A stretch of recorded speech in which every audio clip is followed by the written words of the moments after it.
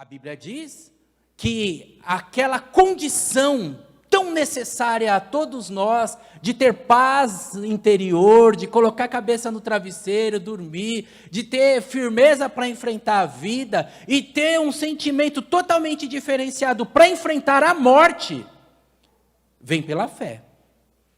A salvação vem pela fé, pela graça sois salvos, mediante a fé. Não vem de vós para ninguém se gloriar, diz o texto bíblico, diz o apóstolo Paulo aos irmãos de Roma. Veja então, que você, poderíamos fazer coisas para alcançar o favor de Deus, mas Deus mesmo já colocou as regras e já disse não. Se você faz qualquer coisa, seja subir uma escadaria de joelho, seja dar uma grande quantia numa igreja, seja comprar uma carreta de cesta básica para pessoas necessitadas, qualquer coisa que você faça, isso não pode comprar a sua salvação. Será benefício para quem recebe, mas não existe uma negociação. Não vem de vós, para que ninguém se glorie, ninguém diga assim, Deus está devendo para mim. Não, hipótese alguma. Nós temos o nosso encontro com o Senhor pela fé. E pela fé, então, nós andamos, pela fé, então, nós fazemos, e pela fé nós vivemos, e tudo que não é por fé é pecado. E o que nós fazemos, guiados pela palavra, guiados pela fé, tem grande probabilidade de, se não for contaminado pelo nosso coração, ser coisas certas. Tem grande chance da gente fazer aquilo que beneficia o próximo, de nós fazermos aquilo que honra a nossa família, aquilo que fortalece a nossa saúde, dignifica o nosso caráter. Tem grande chance de, seguindo a Bíblia, a gente fazer coisas certas. A grande questão desta noite é que o fazer o certo, por muitas vezes, pode dar errado. Muitas vezes, fazer o certo não é a garantia do resultado positivo, não é a garantia de que seremos aprovados, seremos aplaudidos, ovacionados. Fazer a coisa certa pode gerar, inclusive, algum prejuízo para nós. Como é que eu encaro a vida? Como é que eu olho as minhas práticas, a minha conduta? Como é que eu lido com os meus sentimentos, inclusive quando eu vejo pessoas fazendo o errado e dando certo, e eu fazendo o certo e dando errado? O nosso olhar na Bíblia, nesta oportunidade, traz essa questão, que inclusive o olhar natural pode levar a um entristecimento, pode levar inclusive a um desânimo. Eu vou fazer o certo para ser penalizado? Você se lembra, o Raul Seixas cantou isso. Ele falou, coitado, foi tão cedo, Deus me livre, eu tenho medo de morrer de pendurado numa cruz. Não sou besta para tirar onda de herói, não vou entrar neste caminho. Um olhar sem Deus pode chegar a essa conclusão. Um olhar sem Deus pode chegar à conclusão que não vale a pena fazer o certo. Um olhar sem Deus pode chegar à conclusão de que as nossas escolhas não valem a pena e, inclusive, podem até trazer prejuízos para nós. A questão é que nós nos reunimos aqui não para um olhar sem Deus, mas para um olhar com Deus, para fazer uma releitura disso e entender que, para além do dar certo do ponto de vista dos homens, existe um dar certo muito maior, que é o dar certo do ponto de vista de Deus, que não raramente, inclusive, é até uma contradição. O apóstolo Paulo disse que as coisas dos homens, ou melhor, que as coisas de Deus são loucura para os homens. Os homens olham e ficam confusos, mas são coisas de Deus, e porque são loucuras para os homens, o próprio Deus honra, o próprio Deus ajuda, o próprio Deus esclarece, o próprio Deus faz, como diz a Bíblia Sagrada, que os prejuízos do tempo presente não possam se comparar à glória que está para nós reservadas. Por isso, olhar do ponto de vista de Deus é entender que prejuízos temporários são compensados, que algumas situações que parecem prejuízo, na verdade são lucro, que algumas situações, que alguns caminhos, como disse o autor de Provérbios, alguns caminhos que para o homem parece vida, o final deles são caminhos de morte. Ou seja, fazer escolhas sem Deus, parece que vai dar certo, mas quando você olha lá na frente, você fala, puxa vida, estava fácil demais, né? Estava bom demais. Por isso, eu quero convidar você a abrir sua Bíblia em 1 João, capítulo 3, versículos de número 10 a 13, quando nós veremos a história de um homem que fez o certo e deu errado. Ele morreu. E com a história desse homem, a gente aprenda e fortaleça a nossa fé, e se decida por Jesus, e organize os pensamentos, e encontre ânimo e disposição para seguir em frente, para a nossa conduta nos negócios, para a nossa conduta na família, para a nossa conduta em nossa sexualidade, em nossos relacionamentos, para a nossa conduta ficar guiada por essa certeza, eu vou fazer o certo, mesmo que eu tenha prejuízo, porque serei aprovado por Deus, ainda que o inferno se levante, eu vou fazer o certo, fortalecido por Deus, porque em mim mesmo eu não posso fazer, mas eu vou entregar a minha vida ao Senhor como sacrifício vivo, para que Ele me ajude a fazer o certo, e por Ele mesmo eu seja aprovado, e naquele dia glorioso da história, eu escute a voz do Senhor dizendo assim, bem está, servo bom e fiel, entra no gozo do seu Senhor. A Bíblia diz assim, começando no versículo número 10 de 1 João, capítulo número 3. Assim, podemos identificar quem é filho de Deus e quem é filho do diabo. Quem não pratica a justiça e não ama seu irmão, não pertence a Deus. Esta é a mensagem que vocês ouviram desde o princípio, que amemos uns aos outros. Não sejamos como Caim, que pertencia ao diabo e assassinou seu irmão. E por que ele assassinou Abel, seu irmão? Porque Caim praticava o mal. E seu irmão, Abel, praticava a justiça. Portanto, meus irmãos, não se surpreendam se o mundo odiar vocês. O texto traz para nós informações preciosas que você já consegue, comigo, organizar o pensamento e estabelecer algumas tábuas para a gente pisar em cima. O texto já traz para nós um olhar que há contrastes. Existem tipos diferentes de pessoas. Existem pessoas que são de Deus, já põe uma tábua aqui e piso nela. Existem pessoas que são do diabo. As pessoas que são de Deus, elas praticam o certo, a justiça, e elas agradam a Deus. As pessoas do diabo, elas fazem as coisas do seu jeito. As pessoas de Deus, elas estão preocupadas com um caminho excelente, que glorifica o Senhor, que solidifica a sua jornada, que marca o seu nome na história. As pessoas do diabo, segundo o texto bíblico, elas não estão nem aí para ninguém.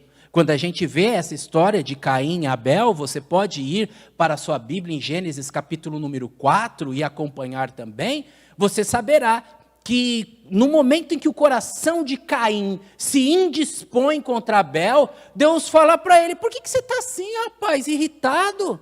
Se você fizer o bem, você vai ser aprovado.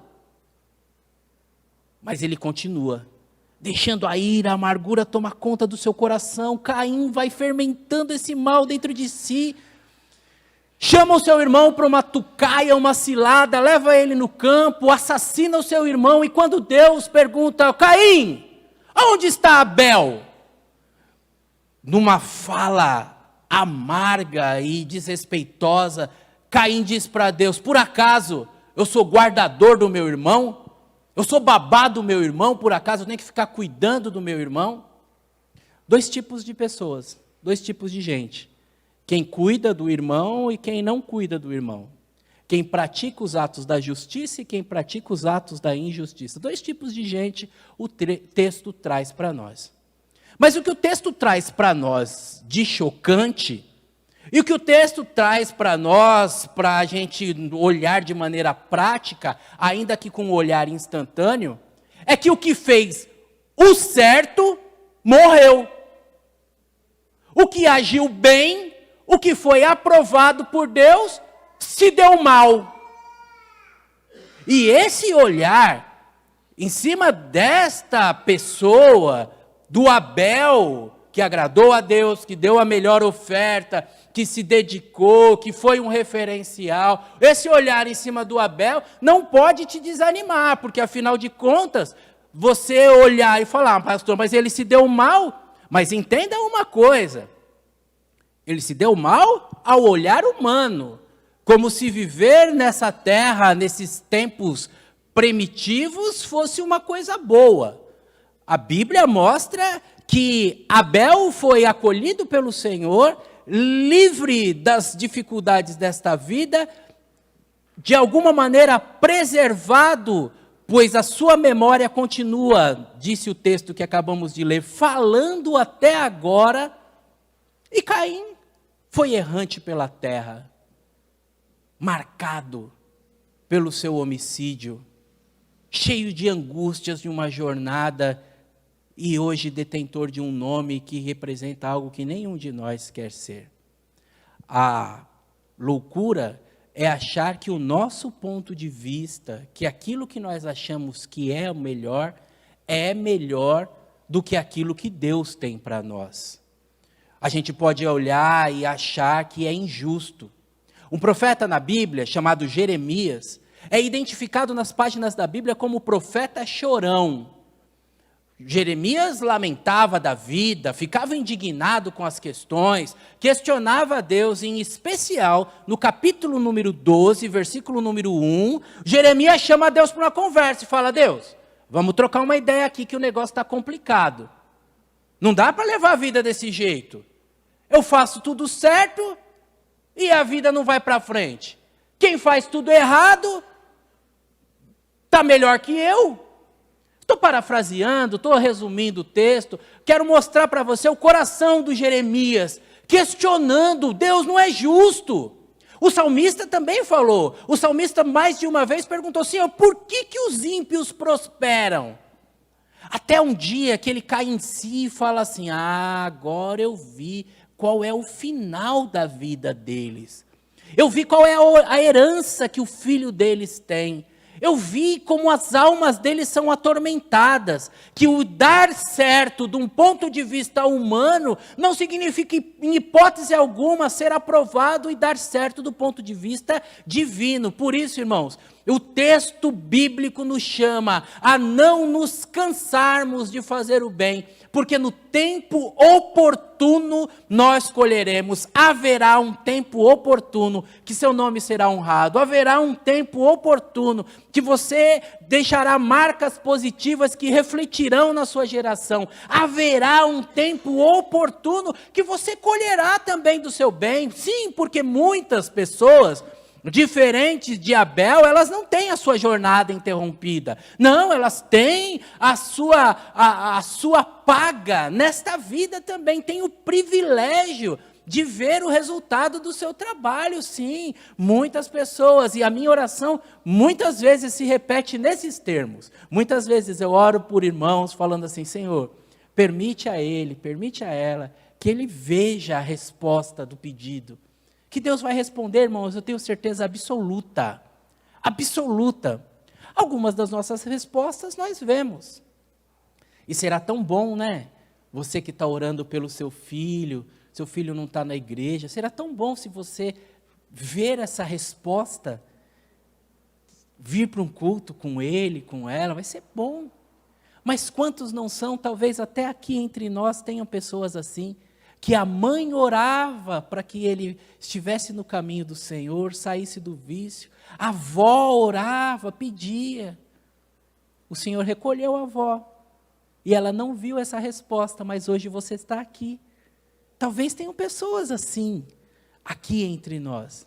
Então, Tem oração que a gente vê a resposta, tem oração que a gente não vê a resposta. A minha oração é para que você veja a resposta, para sua alegria ser completa, mas de um jeito ou de outro. Deus é bom, justo, tem o melhor para nós, e a nossa indignação, ela encontra um caminho para nós olharmos de maneira diferente. E tal qual a essas personalidades bíblicas, a gente se animar a nos portarmos de maneira correta. E que maneira correta é essa, pastor?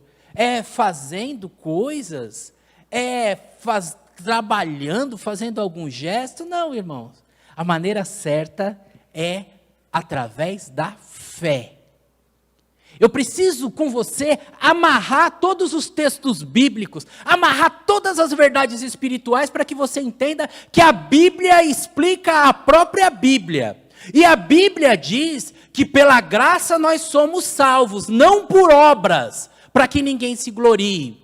Ou seja, não foi a obra de Abel que foi aceita, não foi a obra de Caim que foi aceita. Não tem um jeito certo de fazer. Existe uma pessoa certa que faz. E a pessoa certa que faz com que o fato dela ser certa, ela faça o certo, e o fato dela fazer certo, torne a ela aceitável. Você entende a diferença? Não é aquilo que eu faço que me faz aceitável, é ser aceitável que me faz fazer o certo. Por isso, o texto bíblico que nós lemos, somado ao texto de Hebreus capítulo 11, nos ensina que Deus aceitou Abel e as suas obras. Deus não aceitou as suas obras e Abel. Senão nós vamos ter uma doutrina bíblica de que Deus aceita as nossas obras e aquilo que nós fazemos nos torna aceitável para Deus. E não é assim. Nós somos salvos pelos méritos de Cristo Jesus para boas obras. Ou seja, uma vez sendo de Jesus, começamos a fazer boas obras. Uma vez sendo de Jesus, começamos a ter práticas aceitáveis por Deus. Uma vez sendo de Jesus, somos templo do Espírito Santo e através disso, então, nos tornamos abençoadores. Entenda isso, irmão, guarde no seu coração. Tenha isso vivo de maneira magnífica dentro de si, que pela fé Abel ofereceu um sacrifício superior. Pela fé, ele apresentou a sua oferta e a sua oferta de fé foi agradável a Deus, a oferta e ele, então, foram aceitos por Deus. É preciso que nós entendamos que Abel não era perfeito, mas pela fé, ele foi aperfeiçoado. Cada um de nós, aqui presentes, não temos então em nós mesmos nada aceitável para sermos declarados pelo justo juiz inocentes. Nenhum de nós, se Deus fizesse uma pergunta assim, por que eu devo deixar você entrar no meu céu? Nenhum de nós poderia dizer assim, bom, senhor, o senhor tem que me deixar entrar no seu céu porque eu pago meus impostos. É como se Deus dissesse, mas isso aí é uma coisa tranquila, você é um cidadão, você tem que pagar os seus impostos. O senhor tem que deixar eu entrar no seu céu porque eu não bato na minha mulher. Ué, mas isso é uma coisa da criminalística, isso não tem nada a ver comigo. O senhor tem que deixar eu entrar no seu céu porque eu trabalho, trago meu salário e compro mantimento. Ué, mas isso é uma coisa moral, da sua dignidade. Por que Deus tem que deixar eu entrar no céu? Não é por coisas que eu faço. Então, eu não tenho justiça em mim mesmo. Aliás, a Bíblia usa até um termo chulo, um termo pesado. A Bíblia diz que a justiça dos homens diante de Deus são como trapos de imundícia. São desprezíveis, descartáveis, nojentas. Outro dia eu explico para você o que é um trapo de imundícia. O que eu preciso que você saiba é que em Cristo Jesus nós somos justificados. E a Bíblia diz, justificados, pois, mediante a fé, temos paz com Deus. Pastor, o que é justificado? Justificado é assim, é quando o juiz declara o culpado inocente. Quando o juiz olha e fala assim, ele já pagou pelo crime que cometeu. Pode ir em paz e em liberdade. E sabe por que porque Deus faz isso por nós, irmãos? Nós somos justificados por Cristo Jesus. Justificados pela obra de Jesus. Jesus morreu, pagou em nosso lugar pelo nosso crime. Por isso, quando João diz, eis o Cordeiro de Deus que tira o pecado do mundo, esta fala diz respeito à obra de Jesus, que paga o preço na cruz do Calvário em nosso lugar. Isso deveria ser um motivo de fazer a nossa alegria ser completa, a nossa vibração ser constante, o nosso louvor ser uma explosão. Deus pagou o preço no meu lugar. E agora, eu que naturalmente sou culpado, eu que naturalmente estava destinado ao inferno, eu que estava irremediavelmente condenado, agora sou declarado por Deus inocentes, justificados, pois, mediante a fé, temos paz com Deus. Se eu pagasse por mim mesmo, o preço podia mudar. Se eu pagasse por mim mesmo, a regra poderia virar durante o jogo. Se eu pagasse por mim mesmo, o meu pagamento poderia caducar.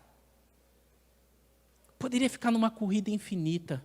Tem que dar um pouco mais, tem que acender uma vela a mais, tem que dar uma oferta a mais, um dízimo a mais, tem que ficar correndo que nem um ratinho dentro de uma roldana. Quem declara a nossa justiça é o próprio Deus. E Abel, portanto, ele não era perfeito, mas a fé em seu coração fez com que ele se aperfeiçoasse e fosse aceito por Deus. Talvez uma oração que começa a tomar forma no seu coração nesta noite é assim: Senhor, fortalece a minha fé, para que eu também seja aceito. Senhor, tira de mim essa arrogância que faz eu pensar que através dos meus gestos, das minhas roupas, de vir para uma igreja, não, porque eu devo deixar você entrar no meu... porque eu fui todo domingo para a igreja batista. Não fala isso para Deus não, para você não passar vergonha. Não fala não, você vai passar vergonha. Deus vai falar assim, o que eu tenho a ver com a igreja batista? Você acha que eu vou deixar você entrar no meu céu porque você foi para a igreja batista? Você entende o que eu estou dizendo para você? E você pode tirar o nome da placa batista e colocar a placa que você quiser.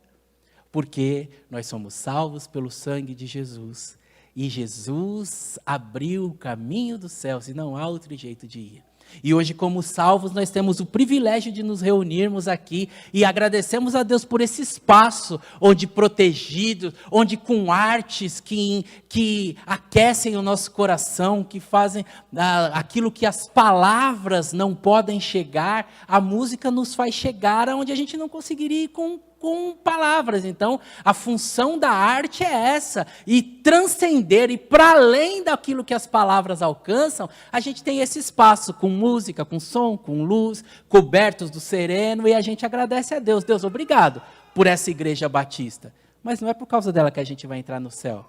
A gente entra no céu por causa de Jesus, que a nossa fé nele nos aperfeiçoa, nos torna pessoas melhores. Porque o Abel morreu basicamente, irmãos, porque o seu irmão não agiu como um irmão, não o amou, deixou a inveja, os ciúmes tomarem conta dele. Porque Abel morreu porque era justo, porque queria agradar a Deus. Portanto, não se engane. Fazer a vontade de Deus, muitas vezes vai resultar em perseguição. Fazer a vontade de Deus, muitas vezes fará com que a gente seja ignorado por pessoas. Fazer a vontade de Deus, muitas vezes fará com que pessoas chamem a gente de bobão. E isso será a melhor coisa que pode acontecer. Bem-aventurados sois vós, disse Jesus em Mateus capítulo 5, quando mentindo a vosso respeito, disserem todas as sortes de inverdades. Bem-aventurados sois vós, quando fordes perseguidos por amor ao meu nome. Fique tranquilo, porque nós temos um caminho e temos um chamado. Faça a vontade de Deus, viva por fé e colha lá na frente tudo que o Senhor tem para reservado para você. Como é que eu vivencio essa fé, pastor? Quero destacar para você 3 cuidados para você vivenciar a sua fé. O primeiro deles diz respeito a honrar a Deus. Isso mesmo, faça o certo, porque é certo. Faça o certo, porque é importante do ponto de vista de Deus. Quando voltamos lá para Gênesis capítulo 4, nós vemos no versículo número 4, que Abel ofertou as melhores porções para Deus.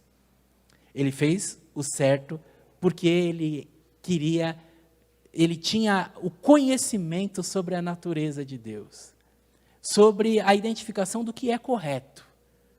Veja que o irmão, que era agricultor, pegou ali daquilo que a terra produziu por si mesmo, fez um feixe e deu a Deus. O texto bíblico nos mostra um gesto feito de qualquer forma. O texto bíblico nos mostra a falta de uma dedicação, uma despreocupação com o método. Mostra um certo grau de despreendimento diferente de Abel. Abel separou aquilo que era melhor para Deus. Honre a Deus com o melhor. Honre a Deus com o melhor do seu tempo. Honre a Deus com o melhor das suas habilidades. Honre a Deus com o melhor dos seus recursos. Honre a Deus com o melhor dos seus dias. Com tanta frequência a gente ouve gente dizendo assim, quando eu me aposentar eu vou para a igreja. Quando eu ficar mais velho eu vou para a igreja. Ótimo, ótimo, que bom que os velhos têm um lugar todo especial na casa de Deus. Enquanto a sociedade despreza os velhos, a igreja acolhe, se beneficia, é abençoada, tem a alegria do convívio multigeracional. Por isso, quem está mais velho é muito bem-vindo na igreja. Mas a notícia que eu tenho que te dar é que nem todos ficarão velhos. A notícia que eu tenho que te dar, e nessa semana mesmo, o Nicolas almoçou e estava saindo para ir para a academia. E ele já está cansado de me ouvir contar essa história. E eu sempre conto a história, porque é assim mesmo, eu tenho que repetir. Pelo menos a neurolinguística diz que você tem que repetir 16 vezes para a pessoa guardar. Eu já devo ter falado umas 14, ele não guardou ainda. Eu falei, olha, comeu, não vai para a academia, descansa, congestão. O seu tio, com 18 anos de idade, comeu, foi jogar bola, tomou uma bolada no peito, teve uma parada cardíaca. Meu tio, que tinha a minha idade, era 1 ano mais velho do que eu, tomou uma bolada no peito e morreu. Então, você precisa, de alguma maneira, seguir estes exemplos. O nosso chamado é para que nós possamos oferecer o melhor. Porque assim como eu estou falando que na minha família um jovem de 18 anos morreu, você conhece jovens que morreram. Não quero que ninguém morra, por favor, né, irmãos? Eu estou apenas dizendo para você que se você não dá o melhor dos seus dias para Deus, se você não dá o melhor da sua habilidade para Deus, se você não dá o melhor dos seus dons para Deus, se você não dá o melhor dos seus recursos para Deus, às vezes a gente investe em tantas coisas banais, e tem coisas, famílias na casa de Deus com uma necessidade que não precisa nem passar pela igreja, tá? Você pode ir direto ali socorrer, olha isso aqui, Deus tocou no meu coração, eu sou um instrumento de Deus para abençoar uma vida, abençoar uma família, abençoar um irmão que está desempregado, eu não sei, seja instrumento de Deus, dê o melhor, honre a Deus. Pastor, mas se eu fizer o certo vai dar certo? Para Deus vai, para Deus vai. A Bíblia diz que existe um registro. A Bíblia diz que Deus reconhece. A Bíblia diz que o nosso trabalho não é vão no Senhor. Abel deu o melhor. Honre a Deus, deu o seu melhor. Você tem dado o melhor para Deus? Ou você tem esperado para depois? Quando eu ganhar mais, quando eu ficar mais velho, quando as crianças casar, quando meus filhos casar. Você tem dado o melhor para Deus? Honre a Deus. É um passo de fé. E é um passo de fé que agrada a Deus. Em segundo lugar, com Abel, nós aprendemos que é preciso ter todo esse cuidado nas questões do dia a dia, naquilo que a gente faz. Por quê? o texto que nós lemos diz que no conjunto das suas atividades, Caim foi reprovado. Observe que, então, o texto bíblico é bastante explícito em dizer que não foi um dia que acordaram de manhã Caim e Abel, e falaram assim, vamos dar uma oferta para Deus? E aí, vamos. Aí um pegou uma coisinha ali, o outro pegou uma coisinha aqui, e Deus olhou e falou, você eu quero, você eu não quero. Não foi isso. A Bíblia diz que essa era uma prática contínua. E que nas práticas contínuas, o Caim vinha sendo rejeitado. E no conjunto das suas práticas, ele vinha sendo rejeitado. Por isso o texto que nós lemos de 1 João capítulo 3, diz que as suas obras eram má. Observe para a questão do número, no plural, as suas obras eram más. Sabem, irmãos, para a matéria, vamos pensar aqui nessa instante, todos os projetos humanos, tudo aquilo que o homem produz, a essência precede a existência. Então, um projetista pensou, vou pensar num instrumento aqui para colocar partitura. A essência era um instrumento para colocar partitura. Pegou lá a chapa, cortou o torneiro, furou, fez a rosca. Aí, da essência veio a existência. Para o homem é diferente. Para o homem, a existência precede a essência. Então, a questão da oferta do Abel, primeiro ela existe para depois ficar clara como ela é, como Deus vai aceitar. Ela existe no coração, deu som do coração, se torna realidade, e essa realidade do Caim rejeitada, do Abel aceita. Conjunto. Vai fazendo, chega uma hora que fala assim, não tem jeito. Esse menino Caim não tem jeito mesmo, tá rejeitado, não tem jeito. Conjunto das obras, irmãos. Nós aprendemos no Novo Testamento, a fala da Bíblia é assim, quer você coma, quer você beba, quer você faça qualquer outra coisa, faça tudo para a glória do Senhor. Enquanto em Caim e Abel era um ato cultico, era uma cerimônia ritual religiosa, para nós hoje, século 21, para nós, tudo é culto. Tudo é culto. Trabalhar é culto. Eu glorifico a Deus através do meu trabalho. Estudar é culto. Eu glorifico a Deus através do meu...